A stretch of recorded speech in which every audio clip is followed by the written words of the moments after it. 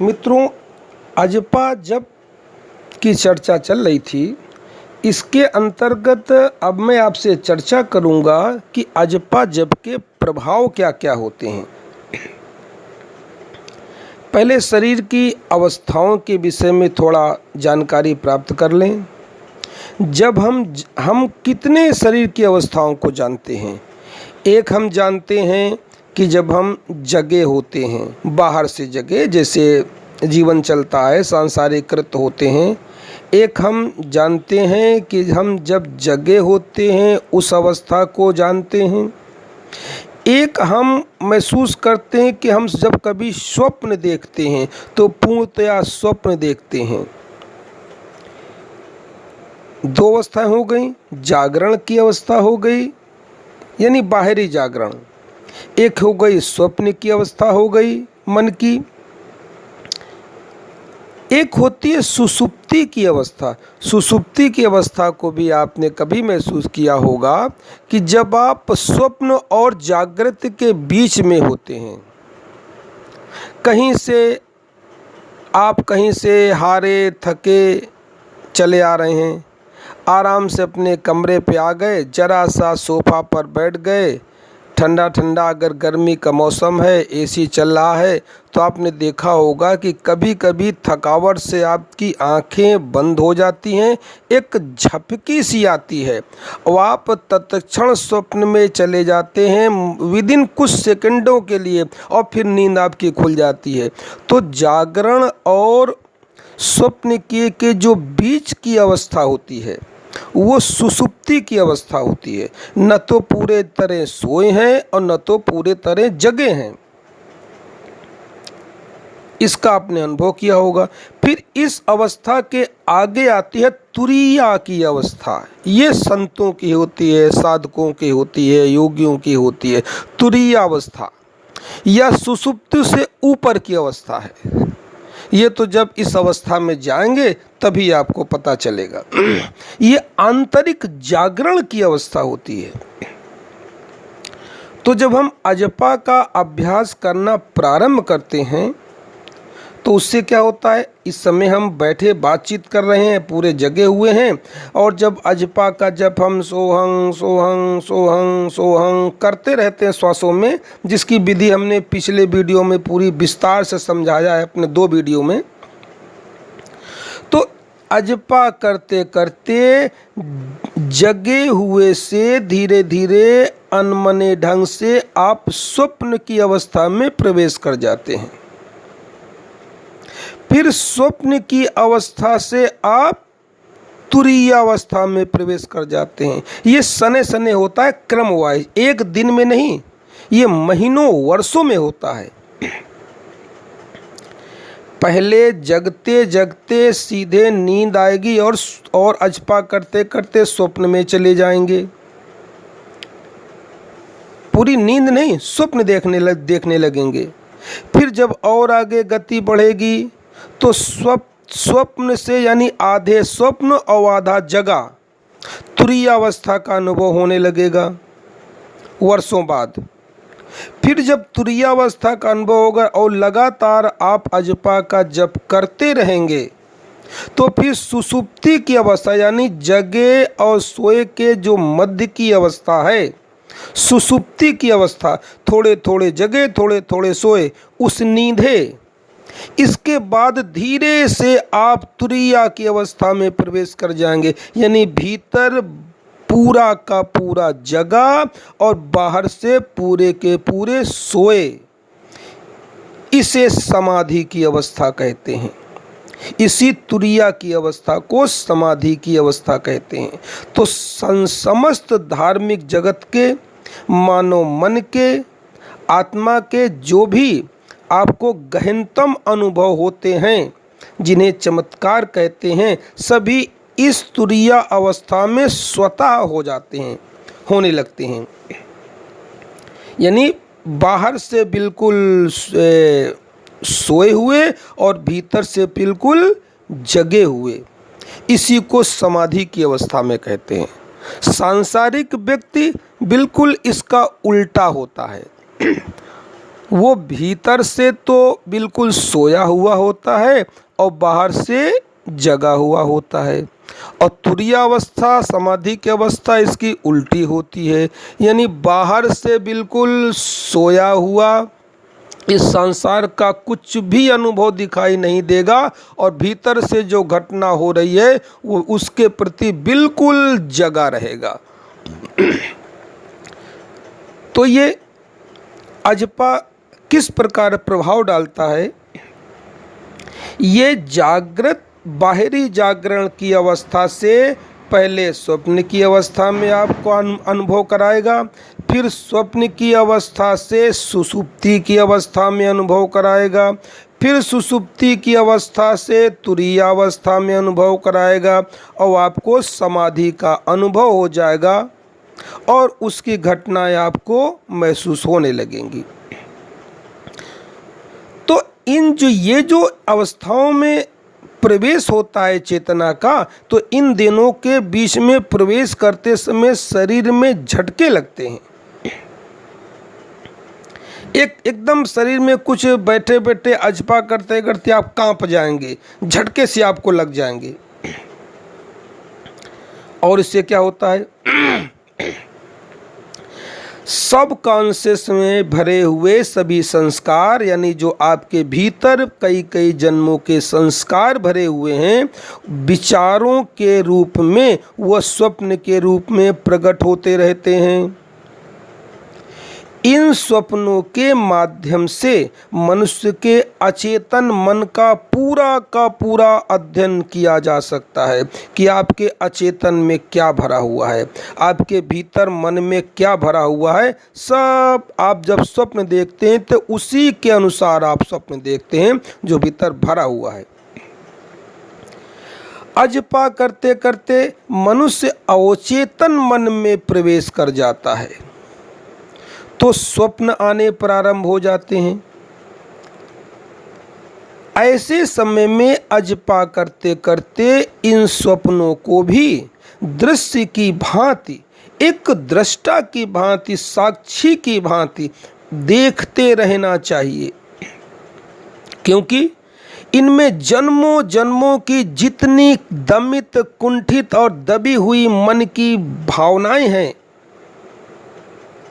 जो भी भीतर आपके दबा हुआ है, विचारों का, कुंठाओं का, क्रोध का कह लें, दमन का कह लें, ईर्ष्या का कह लें, या प्रेम का कह लें, सद्भावना का कह लें, जो कुछ भीतर दबा हुआ है, सभी संस्कारों के रूप में साधक के सामने स्वप्न के रूप में आने लगते हैं। ये अजपा का प्रभाव स्वतः होता है इस तरह। इस प्रकार उसको लगातार एक देखने वाले की भांति, जिसे योगी लोग साक्षी कहते हैं, आप भी उसको जानते हैं, विटनेस के रूप में, साक्ष्य के रूप में, जिसका प्रयोग अदालत में होता है ना, साक्षी, गवाह। तो उस सबको एक आप साक्षी के रूप में, गवाह के रूप में देखते रहते हैं, अपने ही संस्कारों को स्वप्न में। धीरे धीरे इस तरह सारे संस्कार आपके स्वप्न में ही समाप्त होने लगते हैं। आपको बाहर कुछ करना नहीं पड़ता है, सब स्वप्न में ही समाप्त हो जाएंगे। जैसे मान लिया किसी कारण के बस किसी पूर्व जन्म के किसी संस्कार के कारण आपको कोई छोटी मोटी चोट लगनी है, प्रैक्टिकल में चोट न लग करके वही घटना तो घटनी है, चोट तो लगनी है कहीं ना कहीं। तो स्वप्न में ही हल्का सा स्वप्न में जाएंगे और देखेंगे कि आपकी चोट लग गई, यानी चोट का जो परिणाम था पिछले जन्मों के संस्कारों के कारण, वो स्वप्न में ही पूरा हो जाएगा और वास्तविक चोट से शरीर बच जाएगा। इस प्रकार और भी जितने कम हैं, किसी के प्रति क्रोध करना चाहते हैं, किसी के प्रति काम से आप भरे हुए हैं, वासना से भरे हुए हैं, तो सारा का सारा स्वप्न में काम पूरा हो जाएगा और आप हकीकत में इन कर्मों के संस्कारों का जो फल है वो भोगने से बच जाएंगे, स्वप्न में सब पूरा हो जाएगा। इस प्रकार अचेतन में जो भरा हुआ है वह स्वप्न में पता चलता है। अतः समस्त संस्कार, जितने भी संस्कार हैं पूर्व जन्मों के, अजपा जप के द्वारा स्वतः ही समाप्त होते रहते हैं। कितनी बड़ी बात है ये। अजपा से पैदा हुए औचत्यन के सपनों का यदि विश्लेषण किया जाए, इनका अध्ययन किया जाए, तो व्यक्ति के अचेतन के व्यवहार को पूरी तरह जाना जा सकता है। लगातार अभ्यास यदि जारी रखा गया तो जीवन में समस्याओं के निराकरण के संकेत भी आपको स्वप्न में मिलने लगते हैं। और क्या चाहिए?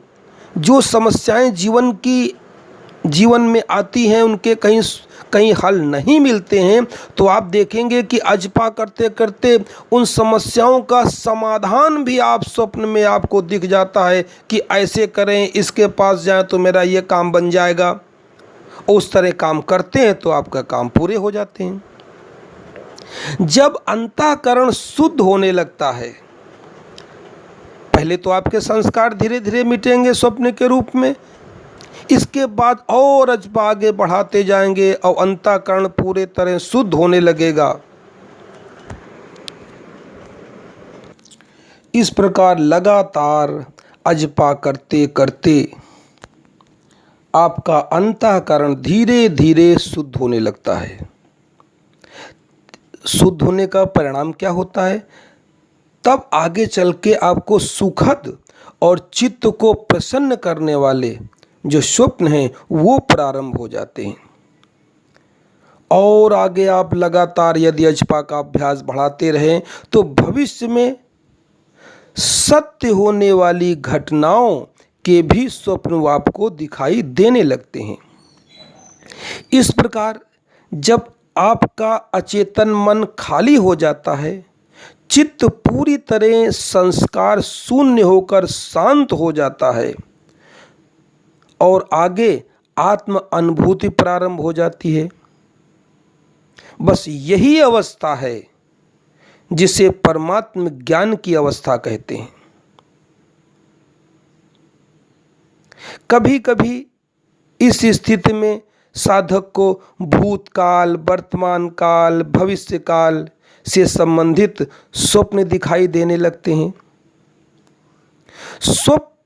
स्वप्न ऐसे आपको दिखाई देने लगते हैं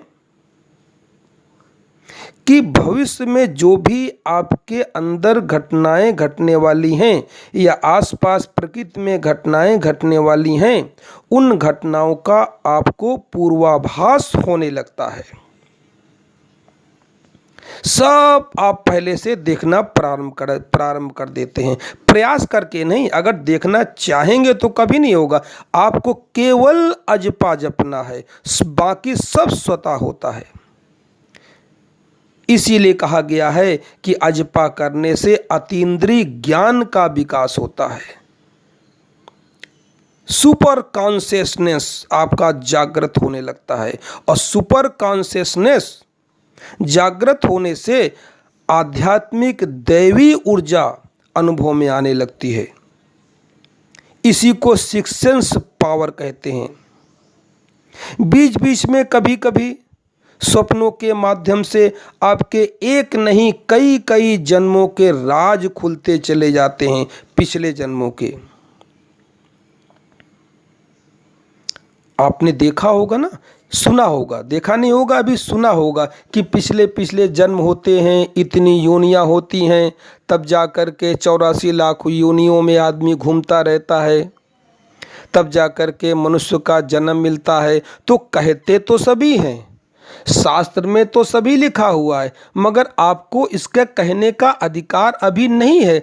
आप अपना एक जन्म तो पिछला जानते नहीं हैं और बात करते हैं 84 लाख योनियों की। उन्हीं के लिए मैं अक्सर कहता हूँ कि पहले इस अजपा से आप अपने 1, 2, 3 जन्म देख तो लीजिए, फिर आपको कहने का ये अधिकार है कि 84 लाख योनियाँ होती हैं। अगर आपको 1, 2 जन्म का भी पता नहीं है अब बात करते हैं 84 लाख योनियों की, तो सब बेकार है, बेबूझ है, आपका कोई मतलब नहीं। ये उसके लिए बात है जो अपने 1, 2, 3, 4 पिछले जन्मों को जानता है। आपने केवल पुस्तक से पढ़ लिया है। तो जो पुस्तक में लिखा हुआ है कि जन्म जन्मांतर का खेल है, उसका अनुभव इसी अजपा से आप कर सकते हैं। इतनी कीमिया है इस अजपा के अंदर अंतर्गत। तो आज मैंने अजपा जप करने से जो प्रभाव होते हैं, उन प्रभावों के ऊपर, उन परिणामों के ऊपर थोड़ी चर्चा किया है। जो नए मित्र हैं जिन्होंने मेरी वीडियो पिछली नहीं सुनी है, उनसे निवेदन है कि यह विषय तभी समझ में आएगा जब इससे संबंधित और भी मेरी पीछे की वीडियो को सुनेंगे। चर्चा लगातार और भी आगे जारी रहेगी। अच्छा होगा यदि मेरे विचार आपको कुछ समझ में आते हैं तो इस चैनल को अभी तत्काल सब्सक्राइब करिए, बेल आइकन दबाइए, ताकि अगली चर्चा जब भी मैं करूं तत्काल सूचना आपके पास मिल जाए। इस विषय में जो भी आपके प्रश्न हो कमेंट में लिख सकते हैं या मुझे सीधे फ़ोन कर सकते हैं। मेरा मोबाइल नंबर 9897727441। स्वामी अंतर्ध्यान। नमस्कार।